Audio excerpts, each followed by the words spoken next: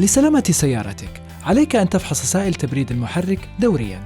يكون مستوى سائل المحرك في الوضع المرضي إذا كان بين الخطين F مستوى الامتلاء و L مستوى منخفض الموجودين على الخزان عندما يكون المحرك بارداً.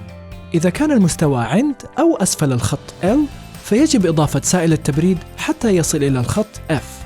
إذا تراجع مستوى سائل التبريد خلال فترة قصيرة بعد إعادة التعبئة، افحص ظاهرياً الراديتر والخراطيم وغطاء خزان سائل التبريد، وأيضاً سدادة فتحة التصريف ومضخة الماء.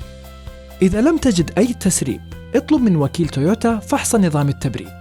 عندما ترتفع درجة حرارة المحرك، احذر من نزع غطاء الراديتر أو غطاء خزان سائل التبريد. قد يكون نظام التبريد معرضاً لضغط مرتفع من أثر الحرارة، مما قد يسبب اندفاع سائل التبريد الساخن في حال نزع الغطاء.